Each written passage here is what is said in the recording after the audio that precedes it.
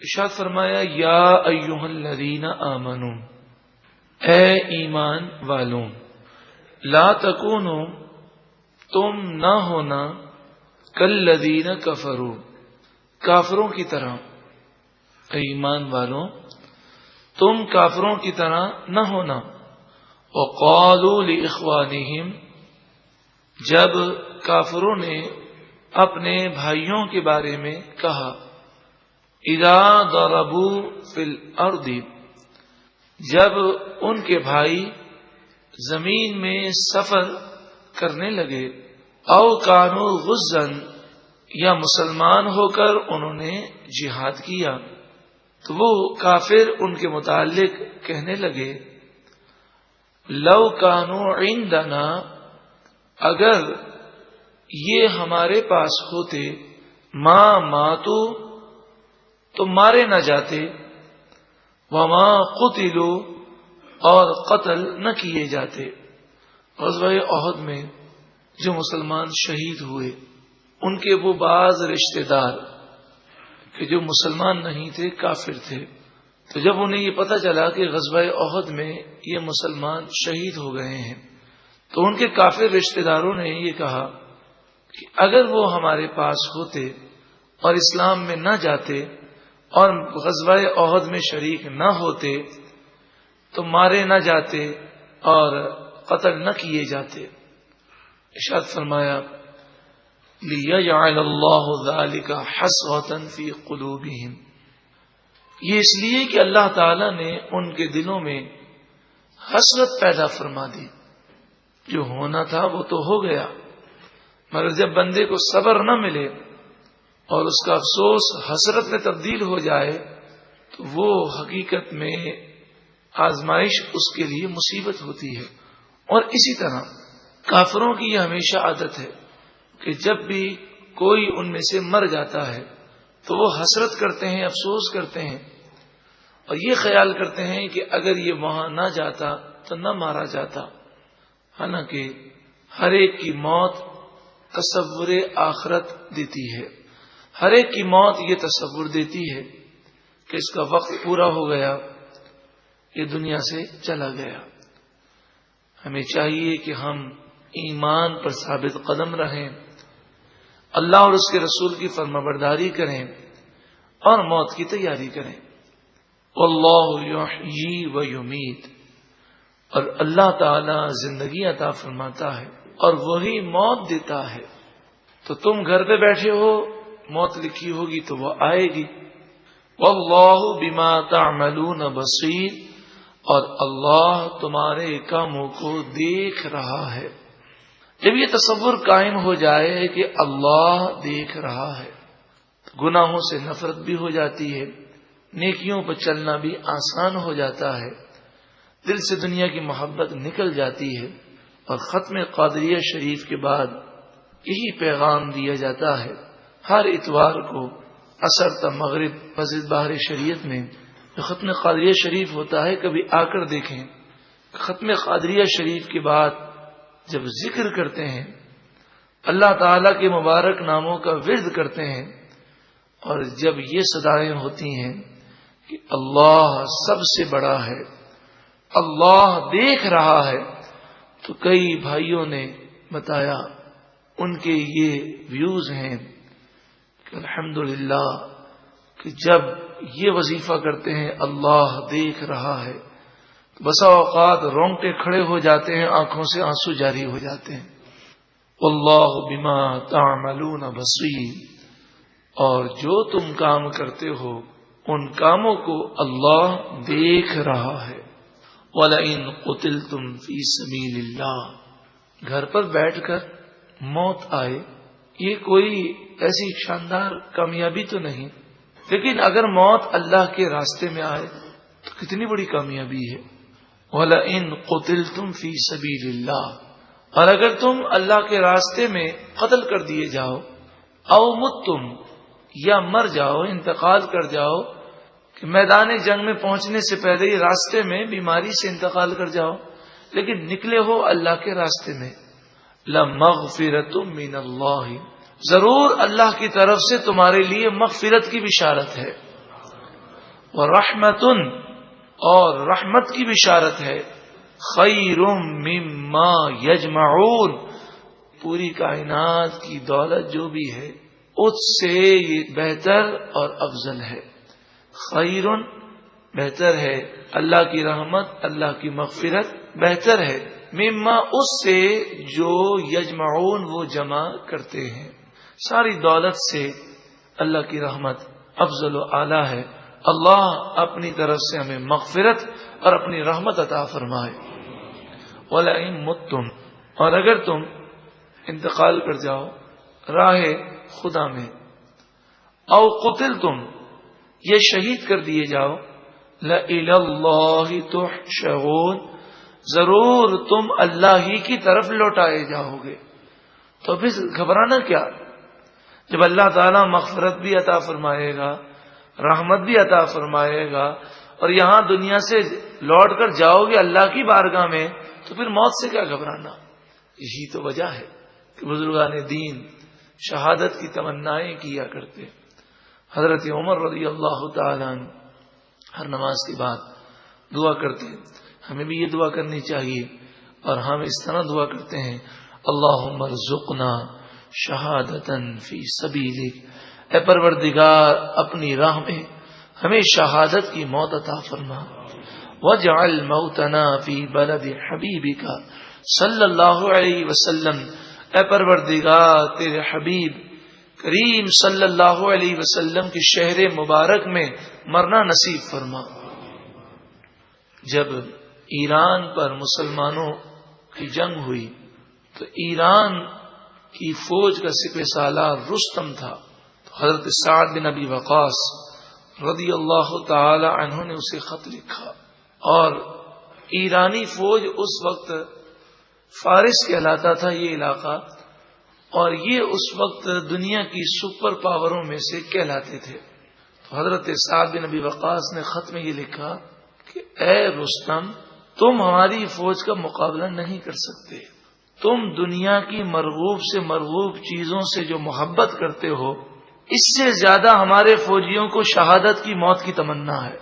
تم میدان جنگ میں آتے ہو اس لیے کہ تمہیں فتح مل جائے، لیکن ہر وقت تمہیں یہی فکر ہوتی ہے کہ تمہاری جان بچ جائے، اور ہمارے ساتھ جو فوجی ہیں وہ میدان جنگ میں آئے ہیں اللہ کی رضا کے لیے، اور مقصد یہی ہے کہ شہادت کی عظیم نعمت نصیب ہو جائے۔ تو مسلمانوں اور کافروں کا مقابلہ کیا ہو سکتا ہے؟ جب تک مسلمان اس مقام پر فائز رہے، اللہ نے مسلمانوں کو فتح و نصرت عطا فرمائی۔ فَبِمَا رَحْمَةٍ مِّنَ اللَّهِ لِنْتَ لَهُمْ بس اللہ تعالیٰ کی کیسی مہربانی ہے کہ محبوب صلی اللہ علیہ وسلم آپ ان مسلمانوں کے لیے نرم دل ہیں۔ وَلَوْ كُنْتَ فَظًّا غَلِيظَ الْقَلْبِ لَانفَضُّوا مِنْ حَوْلِكَ اور اگر آپ نرم دل نہ ہوتے تو یہ آپ کے ارد گرد سے بکھر جاتے۔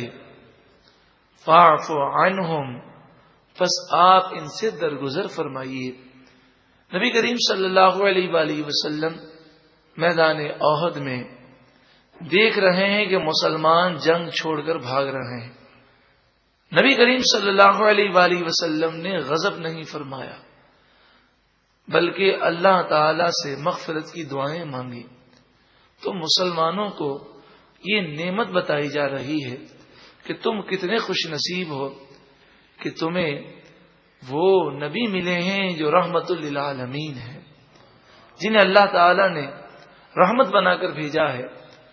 اگر نبی کریم صلی اللہ علیہ وآلہ وسلم غضب فرما دیتے تو تم تباہ ہو جاتے، یہ اللہ کا فضل ہے۔ اور پھر فرمائے گا اے محبوب آپ ان مسلمانوں سے درگزر کیجیے، واقعی انہوں نے آپ کی نافرمانی کر کے نقصان تو پہنچایا ہے۔ واستغفر لہم اور ان کے لیے استغفار کیجیے، معافی طلب کیجیے۔ وشاورہم فی الامر اور ان کا دل خوش کرنے کے لیے معاملات میں ان سے مشورہ کیجیے، تاکہ مسلمانوں کا دل خوش بھی ہو جائے اور معاملات میں آپس میں مشورہ کرنا سنت مبارکہ بھی ہو جائے۔ اور جب مشورہ کر کے آپ کسی بات کا تہیہ کر لیں، فَإِذَا عَزَمْتَ پھر جب آپ عزم کر لیں فَتَوَكَّلْ عَلَى اللَّهِ تو اللہ ہی پر بھروسہ رکھیں. ان اللہ یحب المتوکلین بے شک اللہ تعالی بھروسہ کرنے والوں کو پسند فرماتا ہے. مطلب یہ کہ انسان مشورہ کر کے سوچ بچار کر کے تدابیر اختیار کر کے کوئی بھی کام کرتا ہے تو یہ تو اس کی کوشش ہے، نتیجہ تو وہی آئے گا جو رب العالمین چاہے گا. تو بندہ اپنی صلاحیتوں پر غرور و فخر نہ کرے بلکہ ہر وقت اللہ کی ذات پر بھروسہ اور اعتماد رکھے. ان ینصرکم اللہ فلا غالب لکم اگر اللہ تعالیٰ تمہاری مدد فرمائے گا تو کوئی تم پر غالب نہ ہو سکے گا، تمہیں ہی فتح ہو اور غلبہ ملے گا.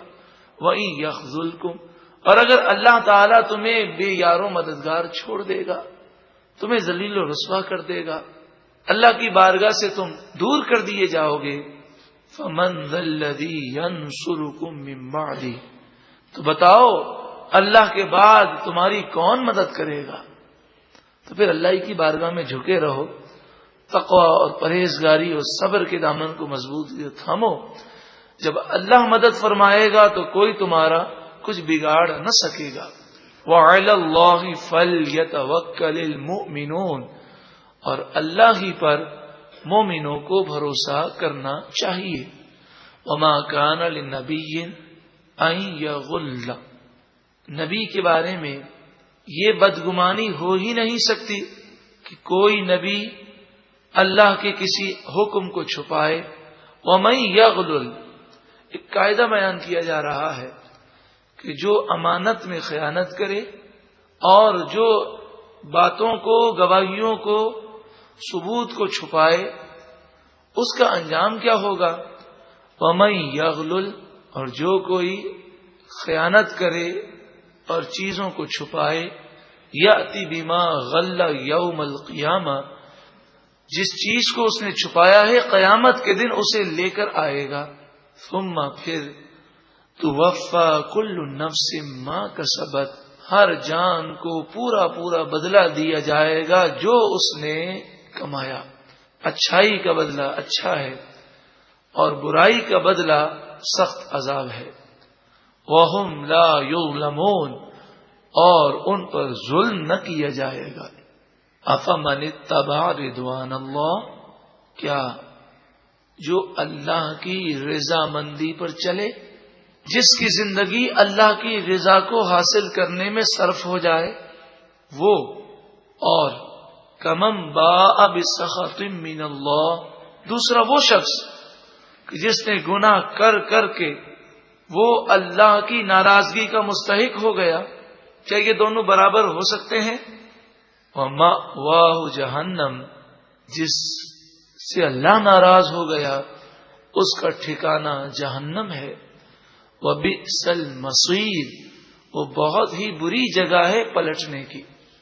ہم درجات عند اللہ وہ نیک لوگ اللہ کے نزدیک کئی درجے بلند ہوں گے، نعمتوں میں ہوں گے، جنتوں میں ہوں گے.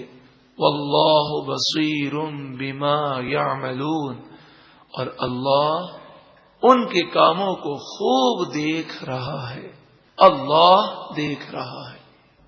لقد من اللہ علی المؤمنین بے شک اللہ تعالی نے مومنوں پر احسان فرمایا. اللہ تعالی نے کروڑوں اربوں خربوں سے زائد نعمتیں عطا فرمائی، لیکن جس نعمت پر اللہ تعالی احسان کا ذکر فرماتا ہے یقیناً وہ نعمت عظمی ہے. لقد من اللہ علی المؤمنین بے شک اللہ نے مومنوں پر احسان فرمایا. اذ بعث فیہم رسولا من انفسہم یہ احسان اس وقت فرمایا جب انہی میں سے رسول صلی اللہ علیہ وسلم کو بھیجا. حضور کی آمد احسان عظیم ہے، حضور صلی اللہ علیہ وسلم کی آمد نعمت عظمی ہے. امام جلال الدین سیوطی اور شافعی علیہ رحمہ پر قربان جائیے. آپ کا سن وصال 911 ہجری ہے. آج سے تقریباً 500 سال سے بھی زائد عرصے قبل آپ نے اپنی کتاب میں یہ بات لکھی، اور آپ بڑی پیاری بات ارشاد فرماتے ہیں، اور آپ وہ محدث ہیں کہ جنہیں دنیا محدث اور مفسر تسلیم کرتی ہے۔ امام جلال الدین سیوطی الشافعی علیہ الرحمہ نے ایک کتاب لکھی جس کا نام ہے در منصور، عربی میں کتاب ہے، الحمد سے لے کر والناس تک پورے قرآن کی تفسیر لکھی ہے، لیکن کمال ہے اس پوری تفسیر میں ایک بھی قول اپنا لے کر نہیں آتے، ہر آیت کے تحت یا تو حدیث رسول لکھتے ہیں، یا صحابی کا قول لکھتے ہیں، یا تابعی کا فرمان لکھتے ہیں۔ در منصور جو آج بھی عالم اسلام میں بڑی مشہور و معروف کتاب ہے۔ علامہ امام جلال الدین سیوطی الشافعی علیہ الرحمہ فرماتے ہیں کہ جس مہینے میں قرآن نازل ہوا وہ مہینہ تمام مہینوں سے افضل ہے۔ جس رات قرآن آیا، قرآن کی برکتوں سے وہ رات اس قدر مالا مال ہے کہ وہ 1000 مہینوں سے افضل ہے شب قدر۔ تو امام جلال الدین سیوطی الشافعی علیہ الرحمہ فرماتے ہیں میرا یہ فتویٰ ہے کہ جس رات قرآن آیا وہ رات شب قدر ہے، اور جس رات محبوب کریم صلی اللہ علیہ وسلم صاحب قرآن تشریف لائے وہ شب قدر سے بھی افضل ہے۔ یہ امام جلال الدین سیوطی الشافعی علیہ الرحمہ کی رائے ہے۔ بے شک اللہ تعالی نے مومنوں پر احسان فرمایا جب ان میں انہی میں سے ایک رسول بھیج دیا، تو جب 12 ربیع الاول آئے تو اس کی رات کو اللہ کا شکر ادا کریں، دن میں روزہ رکھیں، نیکیاں کریں، خیرات کریں، اللہ تعالیٰ کا شکر ادا کریں کہ اللہ تعالیٰ نے محبوب کریم صلی اللہ علیہ وآلہ وسلم کا امتی ہونے کا شرف عطا فرمایا۔ یتلو علیہم آیاتہ، وہ رسول ان لوگوں پر اللہ کی آیتیں پڑھتے ہیں، ویزکیہم، اور انہیں پاک و ستھرا کرتے ہیں۔ رسول اللہ صلی اللہ علیہ وآلہ وسلم لوگوں کو پاک کرتے ہیں۔ تو آج بھی اگر کسی کو نور قرآن ملے گا، دل پاک ہوگا، منور ہوگا، تو حضور کے فیض سے ہوگا، اور حضور کی محبت کے بغیر، حضور کی تعظیم و توقیر کے بغیر نہ تو قرآن سے فیض ملے گا اور نہ ہی دل منور ہوگا۔ تو قرآن سے فیض حاصل کرنے کے لیے صاحب قرآن صلی اللہ علیہ وآلہ وسلم کی تعظیم و توقیر اور آپ کی محبت انتہائی ضروری ہے۔ وَيُزَكِّيهِمْ، وہ رسول انہیں پاک و ستھرا کرتے ہیں، وَيُعَلِّمُهُمُ الْكِتَابَ وَالْحِكْمَةَ، اور انہیں کتاب اور حکمت سکھائیں گے۔ اے لوگوں، تم اللہ کی اس نعمت کو یاد کرو۔ وَإِن كَانُوا مِن قَبْلُ لَفِي ضَلَالٍ مُبِينٍ، اور حضور کی آمد سے پہلے تم کھلی گمراہی میں مبتلا تھے، تمہیں قرآن ملا حضور کے صدقے میں، تمہیں رحمان عز و جل کی معرفت ملی حضور کے صدقے میں، اس سے پہلے تم کھلی گمراہی میں تھے۔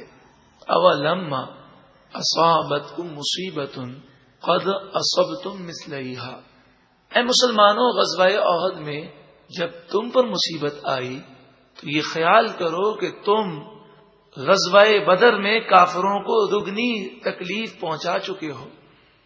غزوہ احد میں 70 مسلمان شہید ہوئے، غزوہ بدر میں 70 کافر مارے بھی گئے اور 70 گرفتار بھی ہوئے، تو دگنی انہیں تکلیف مسلمانوں نے غزوہ بدر میں پہنچائی ہے۔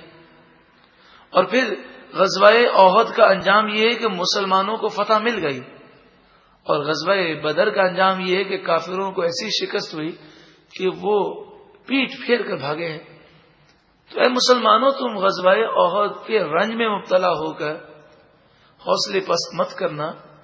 کافر غزوہ بدر میں ایسی مار کھانے کے باوجود بھی 1 سال کے بعد تم پر پھر انہوں نے حملہ کیا، انہیں تو کوئی ثواب نہیں ملنا، پھر بھی انہوں نے حملہ کیا۔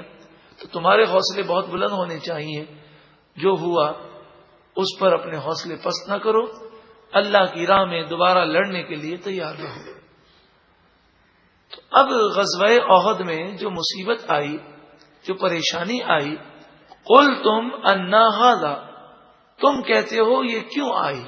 قل، آپ فرمائیے اے محبوب صلی اللہ علیہ وسلم، ہوا من عند انفسکم، یہ تمہاری اپنی وجہ سے آئی ہے، تمہاری جانوں کی طرف سے آئی ہے کہ تم نے نبی کریم صلی اللہ علیہ وآلہ وسلم کی نافرمانی کی اور 40 افراد نے درہ چھوڑ دیا، اس پہاڑی کو چھوڑ دیا اور کافروں نے حملہ کر دیا، تو یہ تمہارا اپنا قصور ہے۔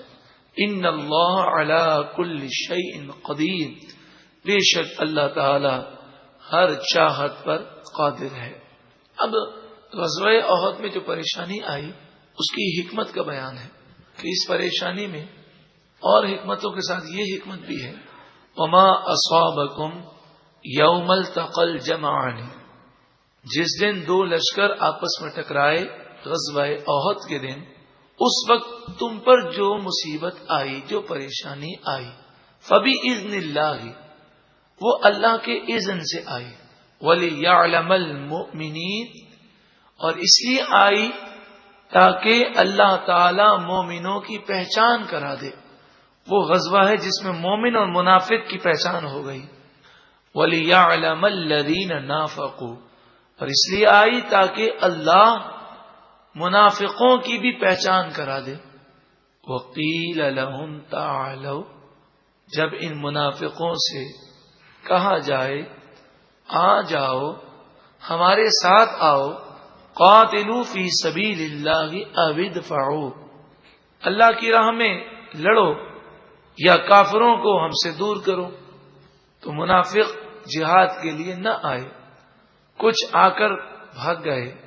قالوا، جو نہیں آئے انہوں نے کہا، لو نعلم قتالا لاتبعناکم، اگر ہم لڑائی ہوتا جانتے تو ضرور تمہاری پیروی کرتے۔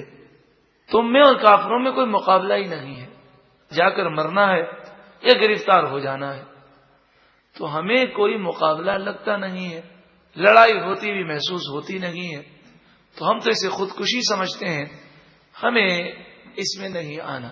ان منافقوں نے اس طرح کہا، اور ان کا یہ کہنا تھا کہ غزوہ بدر میں جو ہمیں کامیابی ملی وہ اس لیے ملی کہ کافروں کو تیاری کا موقع نہ ملا، اتفاقی جنگ ہوئی، اور غزوہ احد میں تو کافروں نے 1 سال تیاری کی ہے۔ ہم للکفر یومئذ اقرب منہم للایمان، اس دن ایمان کے مقابلے میں ان کا کفر ظاہر ہو گیا۔